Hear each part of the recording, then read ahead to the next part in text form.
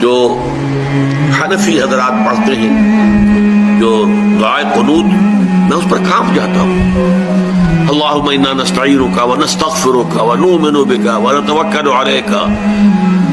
یہ جو کتنے بڑے بڑے دعوے، اے اللہ ہم تجھے پر توکل کرتے ہیں، تجھے پر ایمان رکھتے ہیں، تجھے سے استعانت کرتے ہیں. اتنے بڑے بڑے دعوے ہیں کہ آدمی کا دل کانپتا ہے.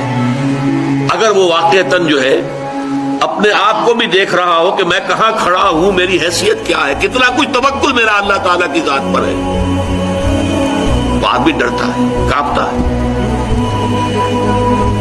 اس سے وہ جو اہل حدیث حضرات پڑھتے ہیں اللہم اہدنا فیمن ہدیت وعافنا فیمن عافیت وتولنا فیمن تولیت، یہ دعا ہے.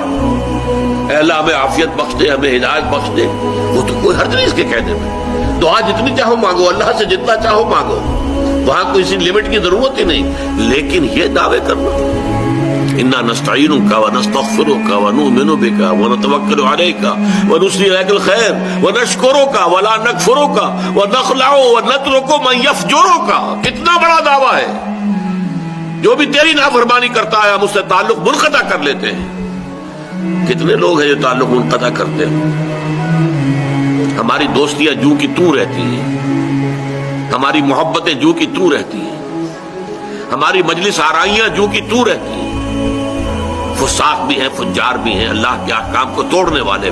نخلع ونترک من یفجرک، اے اللہ ہم چھوڑ دیتے ہیں، قطع تعلق کر لیتے ہیں ان سب سے جو تیرے احکام کی نافرمانی کرے.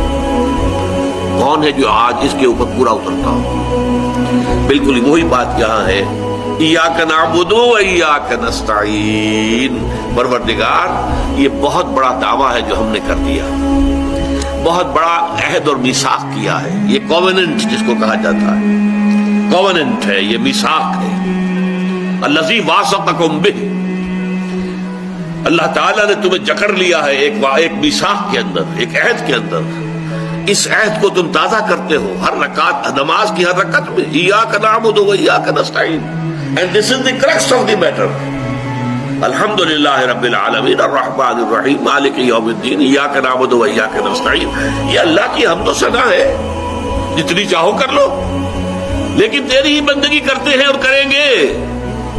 یہ بہت بڑا دعویٰ ہے، بہت بڑا اقرار ہے، بہت بڑا کووننٹ ہے، بہت بڑا میثاق ہے، بہت بڑا عہد ہے.